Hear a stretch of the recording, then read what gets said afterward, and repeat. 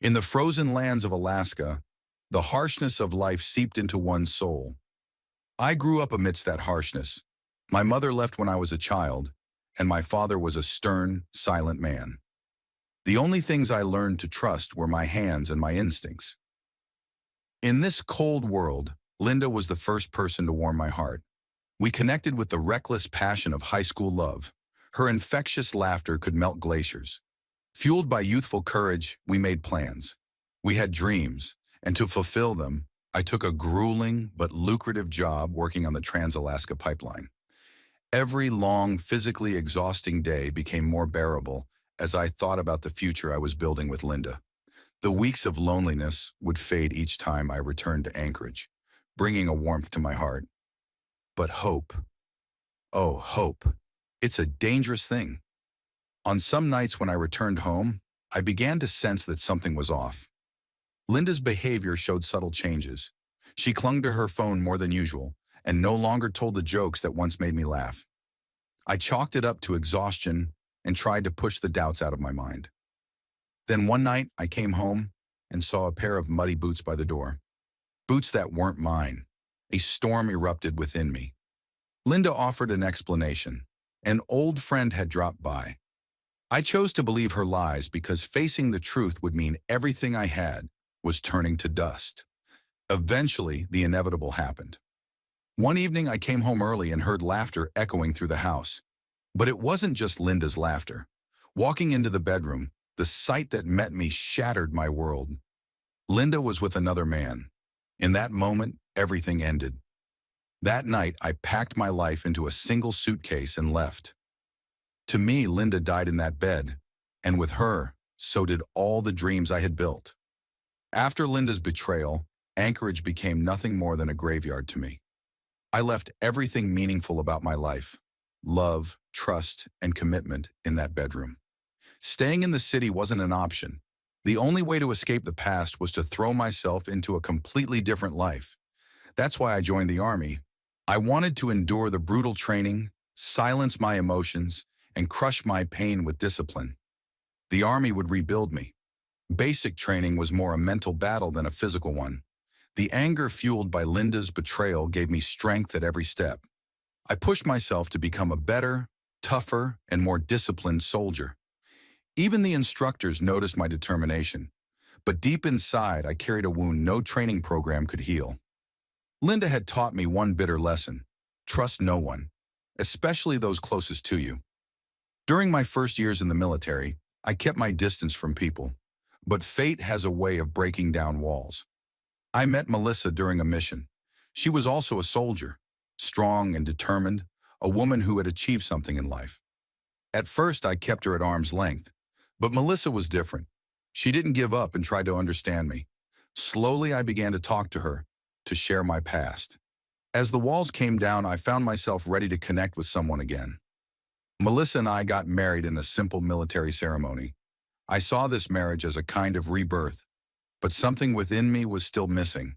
The wounds from the past had not fully healed, and my faith in love remained weak. The life I built with Melissa wasn't true happiness. It was just a patch over a deep wound, and that patch, unfortunately, tore open once again. One night I returned home unexpectedly and caught Melissa with another soldier. In that moment, time stopped. The same pain I had felt from Linda's betrayal surged through me. But this time, something was different. I set aside the anger and disappointment and left the house in cold silence. I didn't say a word to Melissa. When I signed the divorce papers, all I could think about was never dreaming of love or commitment again. After Melissa, something in me completely changed. Love, trust, loyalty. All of it felt like lies. If I was going to survive, I had to cast aside emotions and attachments entirely. With this mindset, I volunteered for increasingly dangerous missions in the military. Each new mission became a tool to suppress the pain within. I trained in harsh conditions and turned myself into a machine. I wasn't just a soldier anymore. I was a weapon, capable of hitting every target with precision. During my third tour, I received an offer that went beyond the military's boundaries. A private contract, secret missions, a world with no rules. At first I hesitated, but in the end I accepted. Nothing mattered anymore. These jobs pushed my physical and mental limits. But I set one rule. I wouldn't touch contracts involving human trafficking or drugs. Everything else, however, was fair game. It wasn't long before I earned a reputation as a silent and ruthless mercenary. Over time, people started calling me Tommy. I carried an old Thompson submachine gun from World War II everywhere I went. That gun became both my identity and my only friend. To fill the void left by Linda and Melissa, I didn't turn to people. I turned to that gun. With each new job, I grew harder and more isolated. But even loneliness becomes a heavy burden over time. The years I spent in that dark world turned me into little more than a ghost. I had cut myself off from all connections. Yet no matter how strong you think you are, that life eventually consumes you. And I was on the brink of collapse. When I decided to leave the mercenary life, I carried the weight of years of bloodshed and betrayal on my shoulders. Returning to Anchorage brought an empty sense of peace. I had escaped battlefields and lawless missions, but the past still clung to me. It was during one of the darkest points in my life that I met Susan. Meeting her felt like a strange calm after years of chaos. Susan was an attorney, a partner at one of Anchorage's most prestigious law firms, and she was sharp, intelligent, and driven. I met her in a bar. She wore a crisp, professional suit and carried herself with a confidence that overshadowed everyone else in the room. Talking to her reminded me of something I had long forgotten. There was a time when life wasn't just pain and struggle. Susan brought order to my life, tamed the chaos, and offered me a future where I could leave my past behind. Our marriage was simple yet meaningful. For the first time in years, I began to trust someone again. I started dreaming of a new life with Susan, maybe even a family. But the past doesn't let go easily. Even when you think you're happy, the shadows creep in quietly. And the moment Susan first mentioned the name Michael Van Owen, those shadows enveloped me. Michael was a new attorney at Susan's firm. She described him as brilliant, someone who had risen quickly and impressively. But his name triggered a faint unease in me. Susan's casual tone when she spoke about him stirred something deep inside. At first, I dismissed my suspicions, but fate didn't fail to prove me right once again. At a corporate event Susan insisted I attend, I came face to face with Van Owen, and the past hit me like a slap. He was the man who had once betrayed an entire mission for his own gain, leading to the deaths of my teammates. And now here he was, laughing among Anchorage's elite and sharing a table with Susan. Approaching me with a smug grin, he said, "Roland Waters, it's interesting to see you here. We all need new identities in life, don't we?" Susan didn't know his true face, but I did. Van Owen carried the same poison as the betrayals I had endured before. And worse, I suspected he had already ensnared Susan in his web. That night I silently observed Susan and Van Owen, her excuses for staying late at work, the strange tone in her phone conversations, and those looks. The pieces were falling into place. I was now almost certain that Susan was cheating on me. But this time, I wouldn't just settle for exposing the betrayal. Van Owen had come back from the past to ruin my life again, and I couldn't allow it. I needed a plan. From Susan's phone, I managed to extract some information, and I called an old friend, Bill Matthews. Bill, a former mercenary, had saved my life countless times. With his help, I uncovered everything about Susan and Van Owen. Susan wasn't just having an affair with Van Owen. She was involved in his larger, more dangerous schemes. Van Owen was part of a human trafficking network, and he had tied Susan's name to their operations. This wasn't just about betrayal anymore. It was an insult and a threat to everything I stood for. I didn't know how willingly Susan had participated in this, but I had to save her and ensure Van Owen would never cast a shadow over my life again. Together, Bill and I devised an operation. We learned that Van Owen and his accomplices were gathering on an island. We had detailed maps of the island and its security arrangements. There was only one thing I was certain of.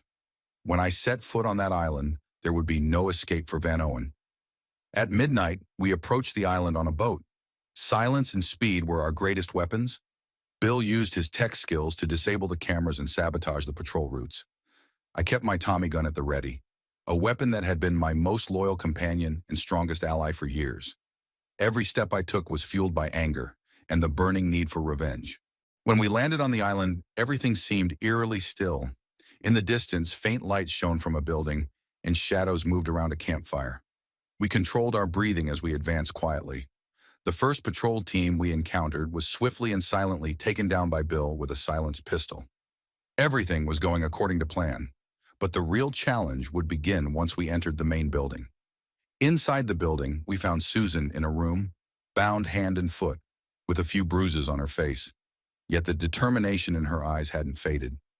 My feelings about her were complicated at that moment.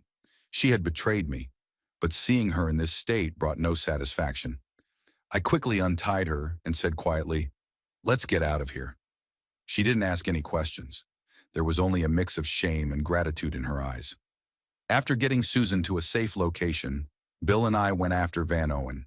He was hiding in an office deep within the building. When we realized he was trying to escape, things escalated quickly. We cornered him at the end of a hallway. While Bill blocked his exit, I aimed my gun at him. Van Owen, with his usual smug smile, tried to say something. But this time, there was no room for words. "After all these years, I finally have you," I said. And with that, the sound of the Tommy gun's trigger broke the silence of the island. As Van Owen lay motionless on the ground, we set the rest of the building on fire. We would leave no message, no trace. This was the end not only for Van Owen, but for everyone who worked with him. As the building burned, Susan looked at me through the glow of the flames. The gratitude in her eyes had turned into a quiet despair. My feelings for her were still conflicted. She had betrayed me, but tonight she had learned a lesson of her own. Bill and I escorted Susan to the shore and put her on a boat. She didn't say a word, and neither did I. In silence, we returned to Anchorage, where I dropped Susan off at her house. That was the last time I ever saw her. Van Owen became nothing more than a shadow from the past. Yet within me, there was still an emptiness. Betrayal couldn't truly be healed by revenge.